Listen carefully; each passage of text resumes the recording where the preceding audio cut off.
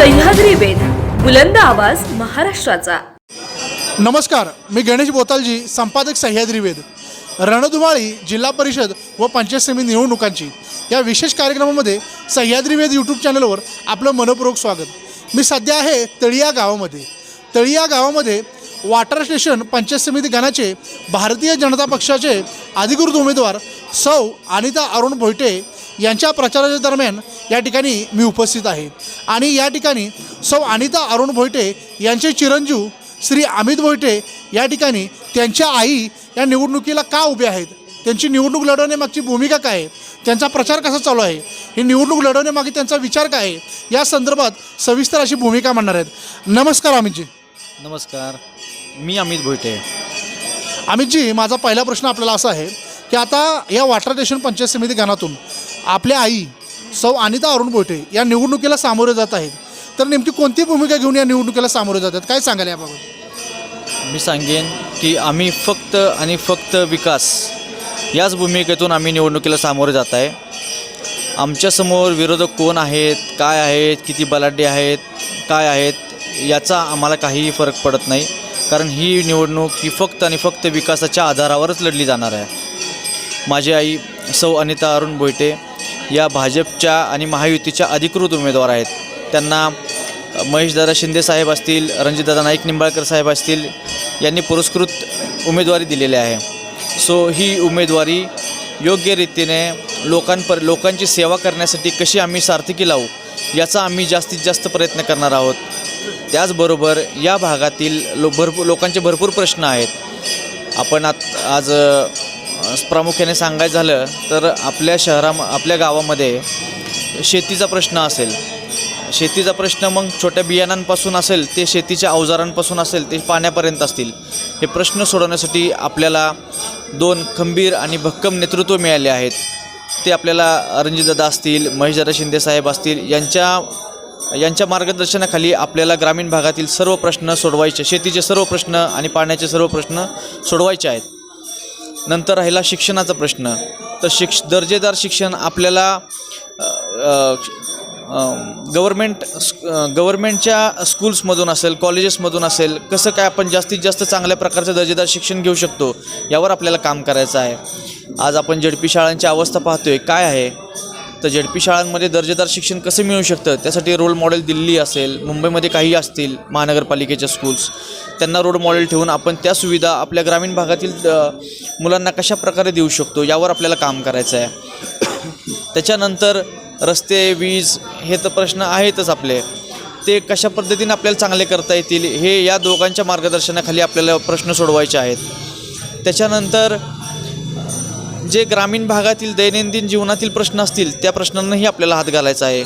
कुठलाही आरोग्याच्या नंतर सर्वात महत्त्वाचा राहिला आरोग्याचा प्रश्न, तर आरोग्यासाठी आपण जास्तीत जास्त ग्रामीण रुग्णालयामध्ये कसे जास्तीत जास्त आपण सुविधा वाढवू शकतो याच्यावर आपल्याला भर द्यायची आहे।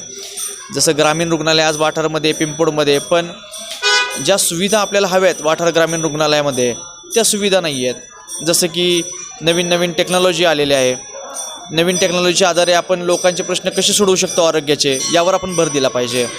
प्रसूतिगृह असतील, बाकी या सर्व गोष्टींवर प्रामुख्याने आपण भर दिला पाहिजे। त्याच्यानंतर महिला सक्षमीकरणाचे प्रश्न असतील, तर महिला सक्षमीकरणासाठी आपण काय करू शकतो या गोष्टींचा प्रामुख्याने विचार करण्याची गरज आहे। ग्रामीण महिलांना आज जर रोजगार मिळाला, ग्रामीण महिला जर सक्षम झाली, तर ग्रामीण महिला सक्षम होते तर आपला देश ॲटोमॅटिकली सक्षम होणार आहे, आपलं राज्य सक्षम होणार आहे। म्हणून आपण ही सुरुवात गावापासून करायचं आहे महिला सक्षमीकरणाची। याच्यानंतर आज आपण पाहतोय की समजा इलेक्ट्रिक गाड्या आहेत। आज इलेक्ट्रिक गाड्या जर आपल्याला वापरायच्या असतील तर त्यासाठी एक इकोसिस्टीम लागते। तसंच ग्रामीण भागामध्ये जर आपल्याला उद्योग आणायचे असतील तर उद्योगांसाठी ही इकोसिस्टीम लागते, म्हणजे त्यासाठी लागणारी पूरक जी यंत्रणा आहेत ते आपल्या भागामध्ये आपल्याला तयार करावे लागणार आहेत। जसं शाळांमधून शिक्षण असेल, औद्योगिक प्रशिक्षण असतील, यांच्या माध्यमातून आपल्याला इथे दर्जेदार गोष्टी आणायच्या आहेत। इथे थोडक्यात सांगायचं झालं तर लघुउद्योगांवर भर दिला पाहिजे। ग्रामीण भागामध्ये लघुउद्योगांवर भर दिला तर महिलांचे प्रश्न सुटणार आहेत, पण युवकांना रोजगारही मिळणार आहेत। त्यामध्ये युवकांना रोजगार मिळण्यासोबतच आपण युवा उद्योजक किती जास्त घडवू शकतो यावर आपण भर देणार आहोत। राहिला याच्यानंतर प्रश्न बाकीच्या गोष्टींचा, तर त्यामध्ये प्रामुख्याने आता गोष्ट राहिलेली आहे ती गावोगावामध्ये आपण पाहताय की वाचनालय असतील. आज आपण पाहतो जो वाचला तो वाचला. वाचन संस्कृती कुठेतरी लोप पावत चालली. लोप पावत चाललेले म्हणजे social media, mobile. Social media असेल, मोबाईल असेल, तर या वाचन संस्कृतीवर आपण भर दिला पाहिजे. आज आपण पाहतो की आपण म्हणतात की अरे हा किती याला यांच्याजवळ किती नॉलेज आहे. नॉलेज हे तुम्हाला फक्त आणि फक्त पुस्तकेच देऊ शकतात आणि तुमचा अनुभव जे डेली लाईफमध्ये असेल या सर्वांचा आधार घेऊन आपल्याला ही निवडणूक लढवायची आहे. आणि आपल्याला ही निवडणुकीमध्ये तुम्ही आम्हाला आमचे हात बळकट करा. आम्ही तुमची सेवा करण्यासाठी माझी आई आणि माझं कुटुंब तुमच्यासाठी कटिबद्ध राहू. दिवस रात्र असेल, 24 तास असेल, तुम्ही आम्हाला केव्हाही फोन करू शकता, काहीही करू शकता. आम्ही लोकांमध्ये राहणारी लोक आहेत. ओके, आम्ही कामाची माणसं आहेत. याच आधारावर तुम्ही आम्हाला विजयी करा हे आम्ही तुम्हाला आवाहन करतो. आम्ही माझा पुढचा प्रश्न आपल्याला असा आहे की माजी खासदार रणजितसिंह नाईक निंबाळकर साहेब, आमदार महेशदादा शिंदे साहेब व आमदार सचिन दादा पाटील यांनी या भागामध्ये जी काही विकास कामं केलेली आहेत ती प्रामुख्याने कोणती विकास कामं केलेली आहेत आणि या विकास कामांचा या निवडणुकीला आपण सामोरे जात असताना तुम्हाला याचा फायदा होणार का, काय सांगाल याबाबत? नक्कीच. आज तुम्ही गावोगावी जाऊन पहा, रणजितदादांना पाणीदार खासदार म्हटलं जातं, तसेच महेशदादांनाही पाणीदार आमदार बोललं जातं. यामागे त्यांनी केलेली विकास कामंच आहेत.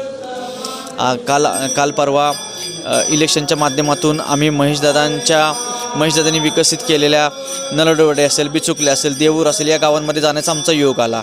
सर्वात आम्हाला आवडलेली गोष्ट म्हणजे नलडेवाडी ही 650-700 लोकसंख्या मतदान असलेली वाडी, पण त्यामध्ये महेशदादा शिंदे साहेबांनी 19 कोटीचा निधी दिलेला आहे. ही खूप अभिमानास्पद गोष्ट आहे. त्या गावामधील तुम्ही गल्लोगल्ली रस्ते पाहत असाल तर ते दर्जेदार असे रस्ते केलेले आहेत. ज्या ठिकाणी सिमेंटचे रस्ते नाहीत त्या ठिकाणी पेवर ब्लॉक्स टाकलेले आहेत. तुम्हाला चौकामधली एकही जागा अशी दिसणार नाही त्या ठिकाणी डांबर किंवा सिमेंट पडलेलं नाही. या गोष्टी महेशदारांनी ज्या केलेल्या आहेत. तसेच आज आपण पाहतोय नवीन त्यांनी एक योजना आणलेली आहे की खाली भाडे खोऱ्यातून नलडवाडीच्या तलावात पाणी आणायचं आणि तेच पाणी खाली तळीयेच्या धरणामध्ये आणायचं.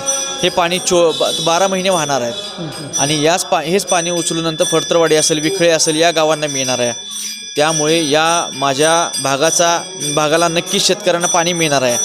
थोडा टाईम जाईल पण आम्हाला विश्वास आहे महेशदादा शिंदे साहेबांवर, रणजितदादांवर की हे पाण्याचं काम तेच करू शकतात आणि तेच करतील. आणि जेवढं काही लोकांमधून आता ह्या गोष्टी करण्यासाठी लोकांमधूनही त्यांना प्रतिसाद आपण द्यायची वेळ आलेली आहे. आपण मतदानाच्या स्वरूपामध्ये त्यांचे हात बळकट करूयात आणि आपण त्यांच्या मागे लागून ह्या सर्व गोष्टींचा फॉलोअप घेऊन आपल्याला कामं करायची आहेत. रणजितदादांनी केलेली तर कामं माहीतच आहेत. त्यांनी माढा लोकसभा मतदारसंघामध्ये पाण्यावर भर देऊन ज्या ठिकाणी जास्तीचं पाणी मंजूर वगैरे करून घेतलेले आहेत. आणि या सर्व गोष्टी पाहता आम्ही या दोन व्यक्तींच्या असणाऱ्या खंबीर पाठिंब्यामुळे आज माझा इथे गोळा झालेला जो सगळा समाज आहे, माझी ही सर्व लोकं आहेत, ही पण यांच्या दोघांच्या कामगिरीवर समाधानी आहेत. आणि ही लोकं मतदानातून दाखवतील की आपण कशा प्रकारे त्यांचे हात बळकट करणार आहोत आणि आपण जास्तीत जास्त आपल्या गावामध्ये विकासगंगा आणायची आहे. आणि ही जर विकासगंगा आपल्या गावोगावामध्ये आणायची असतील तर आपण महेशदादा शिंदे साहेब असतील, रणजितदादा असतील यांचे हात बळकट करावे लागतील. अगदी माझा पुढचा प्रश्न आपल्याला असा आहे की आता या वाटर डेशन पंचायत समिती गणातून तुमच्या आई सौ अनिता भोईटे ह्या निवडणुकीला सामोरे जात आहेत, तर तुम्ही या वाटर डेशन पंचायत समिती गणातील जनतेला काय आवाहन करू इच्छिता? मी जनतेला एकच आवाहन करू इच्छितो, आम्ही कामाची माणसं आहे. आम्ही कामच करणार, विकास करणार. आजपर्यंत आपणही पाहिलेलं आहे की आपल्या गावचा किती विकास झालेला आहे, कशा प्रकारचे शिक्षण घेतलेलं आहे. तुम्ही आम्हाला यावेळेस संधी द्या, आम्ही संधीचं नक्कीच सोनं करू. आम्ही लोकांमध्ये, भागाभागामध्ये, गावोगावामध्ये विकासाची गंगा पोहोचू, ही आम्ही तुम्हाला आश्वस्त करू इच्छितो. अगदी आत्ताच आपल्याला वाटर डेशन पंचायत समिती गणाच्या अधिकृत उमेदवार भारतीय जनता पक्षाच्या सौ अनिता भोईटे यांचे चिरंजीव अमितजी भोईटे की ज्यांच्या खांद्यावर त्यांच्या आईच्या प्रचाराची संपूर्ण जबाबदारी आहे, संपूर्ण नियोजन त्यांच्याकडे आहे. त्यांच्या आई नेमक्या ह्या निवडणुकीला का सामोरे जात आहेत, त्यांची भूमिका काय आहे, विकासाचा या वॉटर स्टेशन पंचायत समिती गणाचा सर्वांगीण विकास करण्याची त्यांची भूमिका आहे आणि ही भूमिका घेऊन ते ह्या निवडणुकीला सामोरे जात आहेत असं एकंदरीत अमितजींच्या बोलण्यातून स्पष्ट झालेलं आहे. अमितजी भोईटे यांनी या संदर्भात आम्हाला संपूर्ण अशी मुलाखत दिली आणि नेमक्या त्यांच्या आई या निवडणुकीला काय सामोरे जातात हे स्पष्ट केले, सविस्तर असे विश्लेषण केले आणि सह्याद्री विविध यूट्यूब चॅनलला आम्हाला वेळ देऊन ही मुलाखत दिली त्याबद्दल धन्यवाद. आपल्या भागातील राजकीय, सामाजिक, शैक्षणिक आणि सांस्कृतिक बातम्या पाहण्यासाठी आमच्या सह्याद्री वेद यूट्यूब चॅनलला सबस्क्राईब करा आणि बेल आयकॉन प्रेस करा.